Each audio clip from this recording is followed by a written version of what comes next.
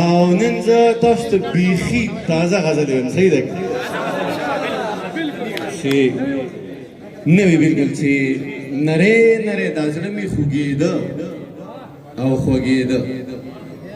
نری نری دا زړه مې خوږېده او خوږېده، ستا یاد مې په سینه کې خورېده او خوږېده، لفظونه یې په شونډو ګډېده او خوږېده، لفظونه یې په شونډو ګډېده او خوږېده، سازونه یې له سترګو ورېده او خوږېده، جانان د مینې اور کې سوځېده او خوږېده، جانان د مینې اور کې سوځېده او خوږېده، ارمان د وینې بټ کې ورتېده او خوږېده، دانشه ژوند رباب و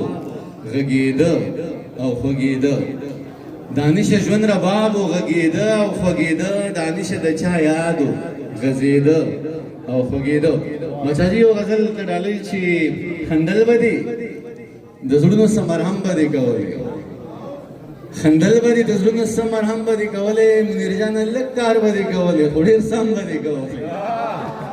خندل به دې د زړونو څه مرهم به دې کولی، لږ کار به دې کولی خو ډېر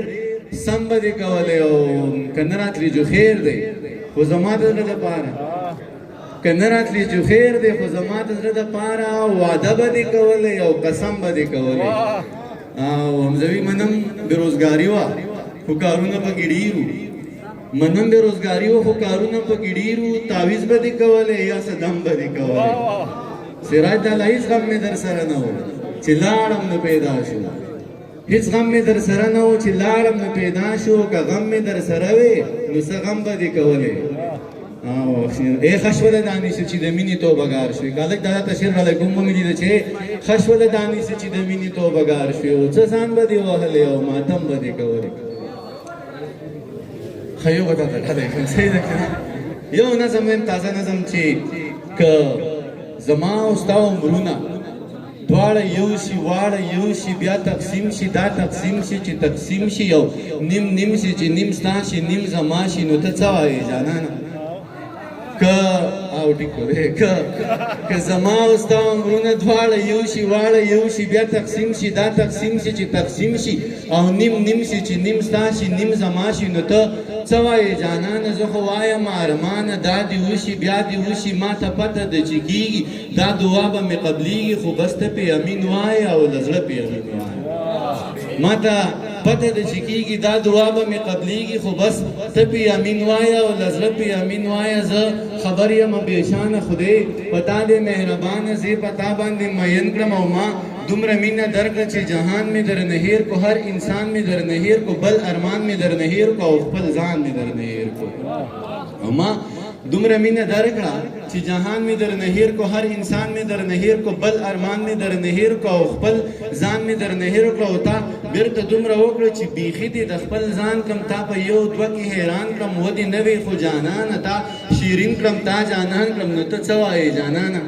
نو ته څه وایې جانانه؟ زه خو وایم دا دې وشي چې زموږ عمرونه یو شي، بیا تقسیم شي چې تقسیم شي، او نیم نیم شي. باچا صاحب دا عمرونه دومره ډېر شي چې عمرونه پکې تیر شي، دا عمرونه دومره ډېر شي چې عمرونه پکې تیر شي، هر یو رنګ مې درته وښیم هر یو رنګ دې را برسیر شي، ستا دې واړه ارمانونه د اسمان د ستورو ډېر شي. سالار صاحب هر یو رنګ مې درته وښیم هر یو رنګ دې را برسیر شي، ستا دې واړه ارمانونه د اسمان د ستورو ډېر شي، زما هر یو استعداد دې ستا د هر ارمان چاپیر شي، چې وعدې ټول ایفا کړم ټول خوبونه دې رښتیا کړم، چې وعدې ټول ایفا کړم ټول خوبونه دې رښتیا کړم، ته د زلفو غوټې واکې او زه ګل ورله پیدا کړم، چې وعدې ټول ایفا کړم ټول خوبونه دې رښتیا کړم، ته د زلفو غوټې واکې او زه ګل ورله پیدا کړم، هر ژوندی ارمان دې سر کړم په هر مړ کې دې بوک سا کړم،